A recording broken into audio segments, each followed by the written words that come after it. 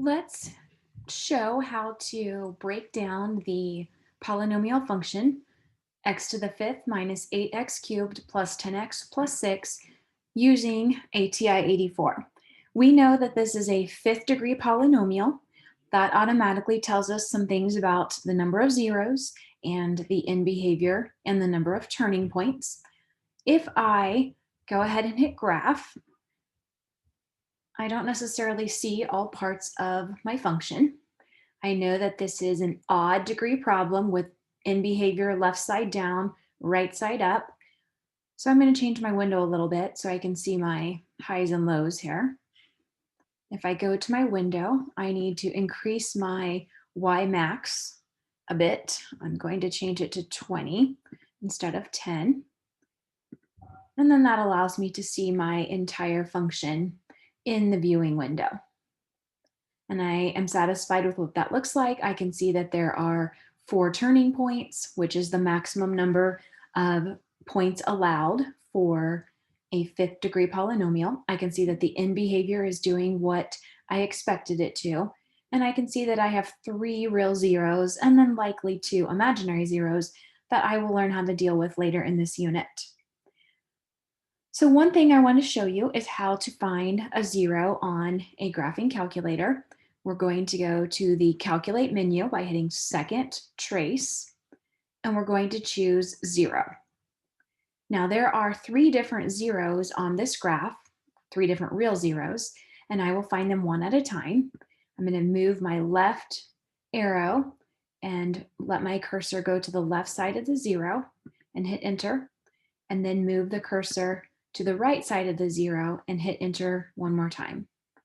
And then we will guess, and we see that the first 0 is approximated as negative 2.62. I can repeat that process. Let's show one more.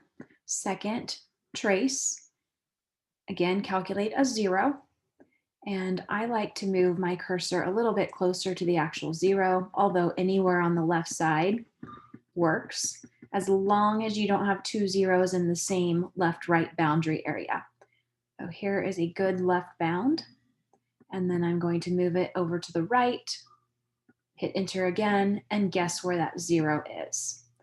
And I see that this one is estimated to be 1.58. Notice here my y value says negative 1 e to the negative 12. That is scientific notation for negative 1 times 10 to the negative 12, which is essentially 0. Sometimes your calculator will have a hard time actually reading 0, and you have to overwrite it and know that it's trying to tell you 0 in this case. The third 0, I'll leave you to find using your calculator, and you can check that with the answers on the slides.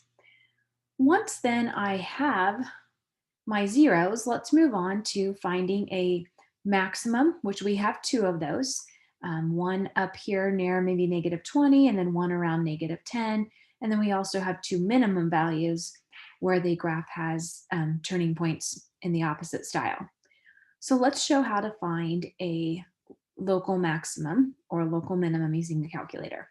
It's the same thing as finding a vertex on a parabola, but let's review.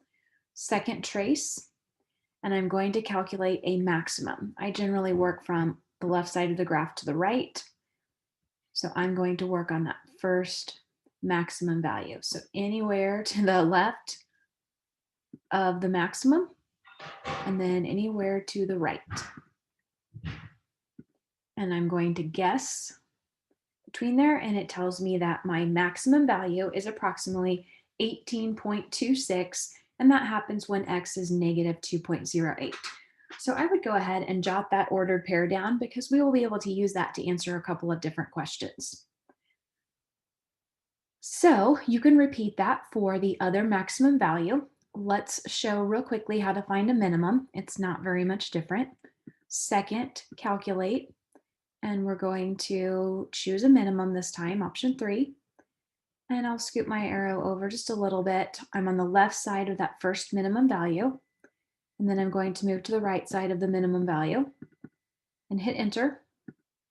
And then guess what the minimum value is. And it tells me that when x is negative 0.68, the minimum value is 1.57.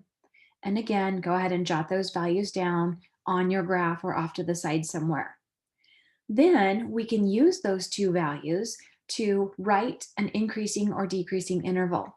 So our increasing interval is going to be this first piece of the graph that is increasing.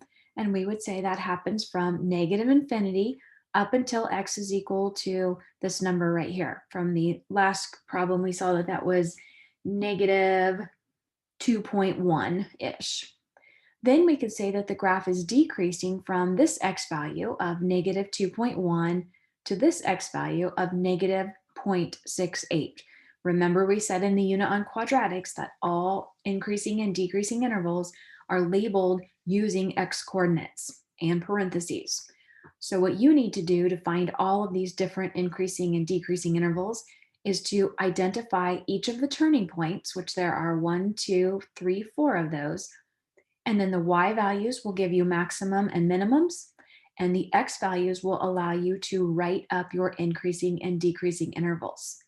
So go ahead and find the rest of the turning points and label those on your graph, and then use those to answer questions 6 and 7, which are the increasing and decreasing intervals. You'll also be able to use those same ordered pairs to answer questions 8 and 9, which are the local max and minimums. One more thing that we can do here, if you want to find the y-intercept with the calculator, of course, we know that it's 6 here because all of the x's zero out. But another thing that I could do is hit trace 0, and it will give me my y value of 6. Now, that's not really a big deal on this problem, but let's say that you had to input the number 4 and you didn't want to necessarily do all the computation by hand and you already have this graph made. We could do something as simple as hitting trace 4, and we could determine that the y value is quite large when x is equal to 4.